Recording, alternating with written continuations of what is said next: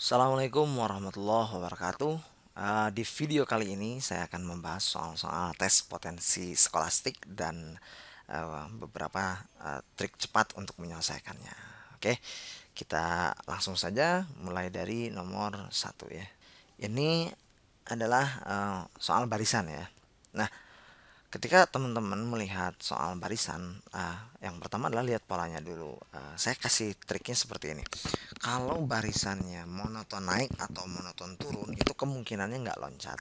Tetapi kalau misalkan naik turun seperti nomor 2, itu kemungkinannya loncat, gitu ya. Meskipun walaupun ada cara loncat, tidak loncat pun sebetulnya bisa saja gitu ya, karena di TPA di barisan itu banyak cara gitu ya. Tapi trik sederhana dari saya, kalau monoton naik berarti tidak loncat, kalau naik turun berarti loncat gitu ya, biar lebih cepat. Baik, langsung saja. Satu ke dua, dua ke enam. Ini kan monoton naik ya, jadi tidak loncat gitu ya. Nah, satu ke dua itu banyak kemungkinan. Nah, gimana supaya kita lebih cepat dan tanggap ya, tentunya kita harus banyak latihan ya.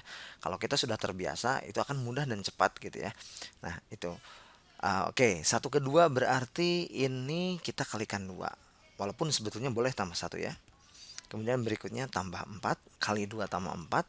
Berikutnya kali 2 tambah 4 juga, ini tambah 4 ya. 16 ketiga 2 juga kali 2, dan ini juga tambah 4. Oh, ternyata polanya kali 2 tambah 4, kali 2 tambah 4. Nah, setelah ditambah 4 berarti seterusnya adalah dikali 2. Hasilnya adalah 36 kali 2, 72. Seperti itu. Jelas ya? Nah, jadi kasus ini yang monoton naik. Nah, sekarang contoh yang kedua itu yang naik turun, 12, 28, min 2. Nah, ini kan naik turun ya.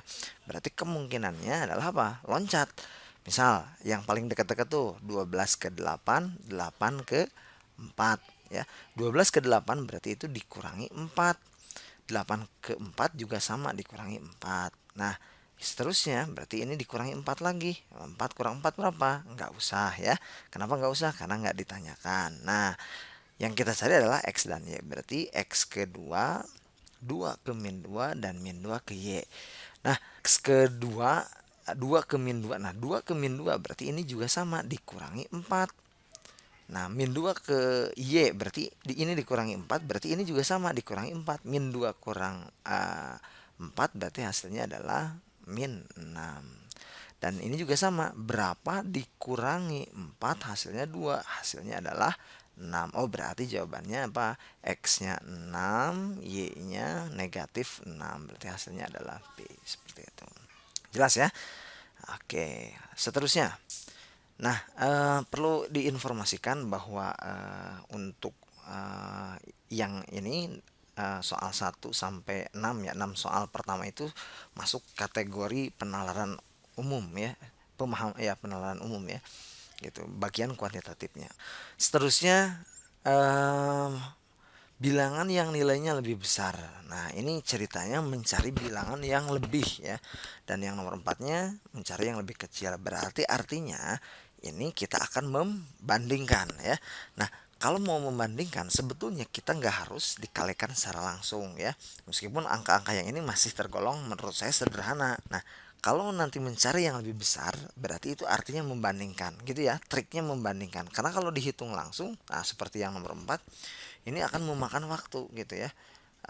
Dan ketika memakan waktu ya, kita akan kehilangan kesempatan untuk menyelesaikan soal yang lain. Nah, baik, karena kita akan membandingkan, berarti kita lihat, karena kita ingin membandingkan ya, pada saat ini kita ingin membandingkan berarti kita harus melihat kesamaan.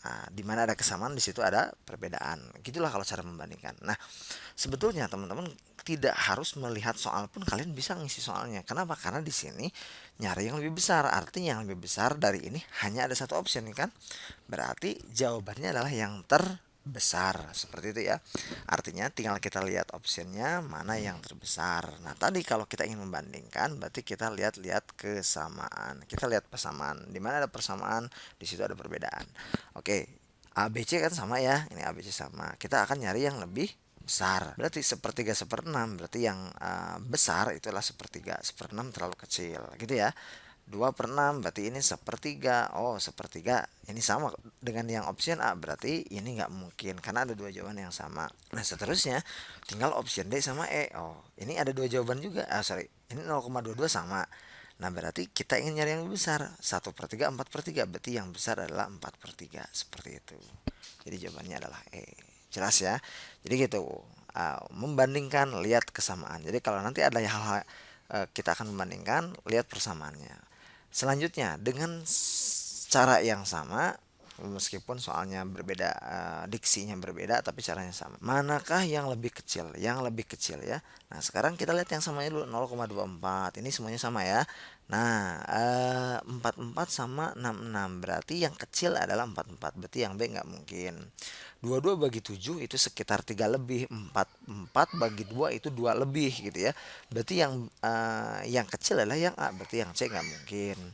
Nah, sekarang D sama E. Yang A simpan dulu karena ini berbeda. Fokus ke D sama E. 44 bagi 7, 44 bagi 21. Berarti yang kecil itu adalah yang penyebutnya besar gitu ya. Berarti yang ini nggak mungkin. Nah, sekarang kita bandingkan A dengan E. Nah, kebetulan ini sama. Berarti di sini pembedanya adalah 0,24 dan 0,36. Kita akan nyari yang lebih kecil. Berarti 0,36 terlalu besar. Berarti jawabannya adalah A, seperti itu. Oke, sampai sini dulu. Soal seterusnya akan saya bahas di video setelahnya. Oke, terima kasih. Assalamualaikum warahmatullahi wabarakatuh.